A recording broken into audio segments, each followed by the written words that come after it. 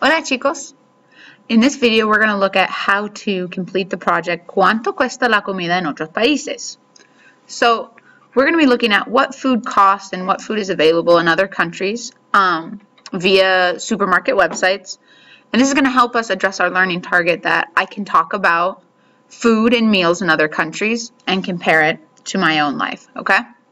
Now, I should say that don't assume that since their supermarkets have websites that most people buy their groceries online. That is not true. However, it's the closest we can get to visiting their supermarket from Spokane, right? So the first thing you're going to do is open up a tab for wordreference.com. You're going to look up the following words, okay? When you look it up, so you're at Word Reference. Remember, this is the best dictionary. If you're using any dictionary besides Word Reference, stop, get rid of it, and use Word Reference. Unless you have a paper one. A paper one of any other kind is fine. But any online dictionary app should be Word Reference, okay? So I'm going to look up lettuce. And notice I had it filled in on the worksheet already.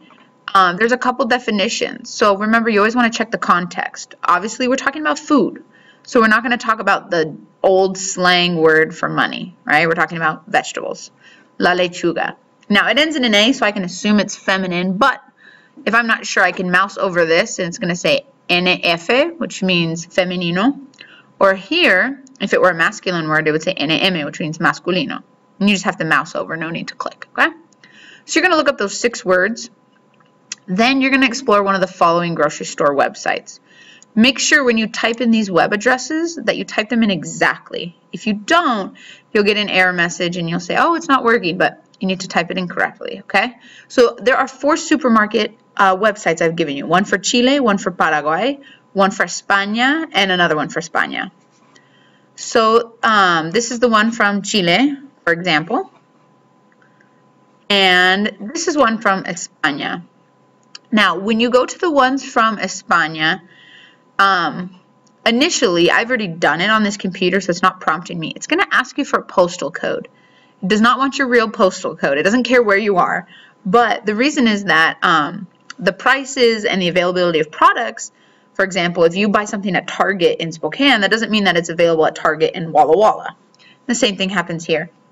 So what I did is I just Googled postal codes in Spain and got this Wikipedia article and just copy and pasted a postal code into the pop-up window. That's all I had to do. Okay, so that's my recommendation.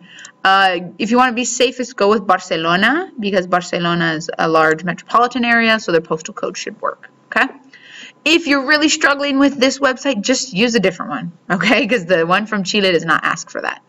So that's my problem that you're going to want to watch out for there. So what you're going to do, you're going to click around. You're going to search for something using the search bar. So you're going to actually enter in, let's say we want to search for helado.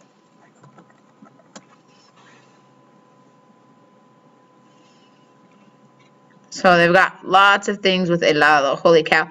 Resultados por marca. I see Ben & Jerry's. What could marca be? There's Haagen-Dazs. What do you guys think? Nestle. Right? So they have some of our same ice cream. Or we have variedad. So bonbons, etc. Cones. Okay, lots of cognates with food. So I want to look at the bonbons. Okay? So the idea here is that you're just clicking around, you're exploring, you're seeing what's available. Holy cow, those look awesome, right? I love ice cream if you haven't noticed. So that's kind of what you're doing there. And then I also would like you to go through, and these are the product tabs. So let's say I want to look at, I don't know what despensa is. So let's check out despensa. Okay. I see arroz because arroz is in my vocab. So wow, lots of arroz. Let's pick lentejas.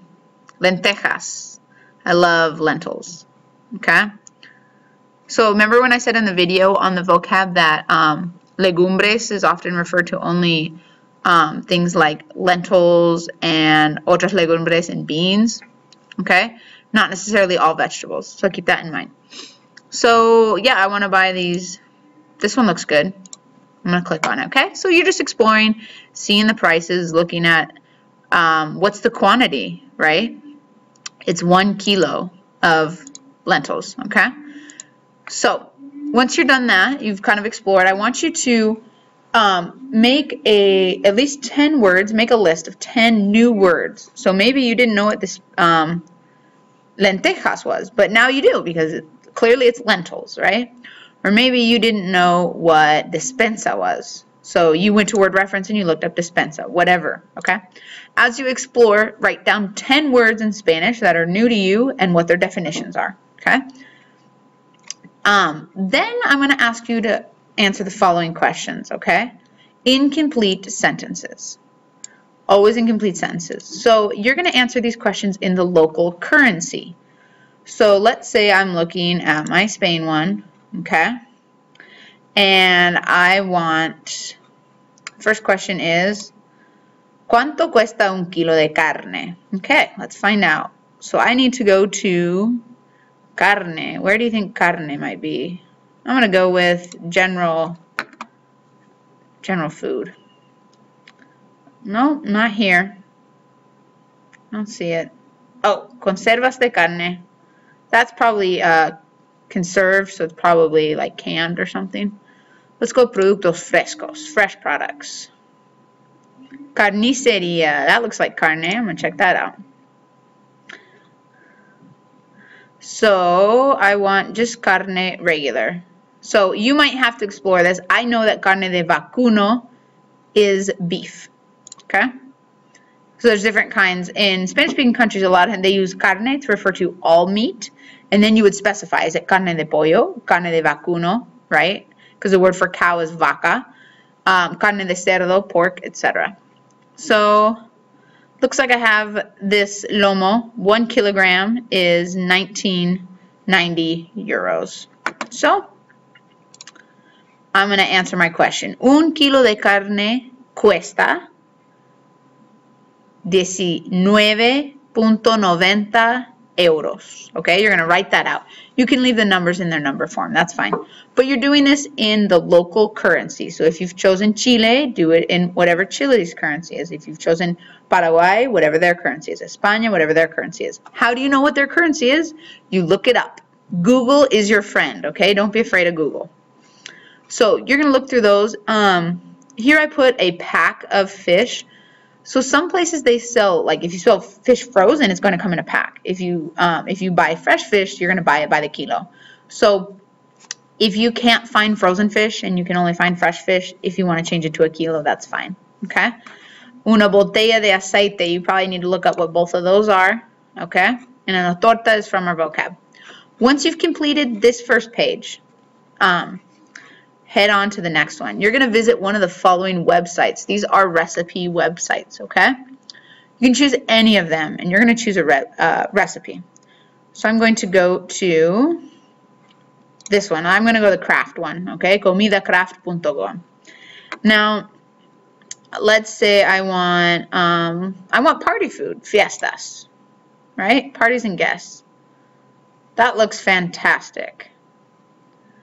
I'm going to say no, I don't want anything. I'm just going to close this. Okay.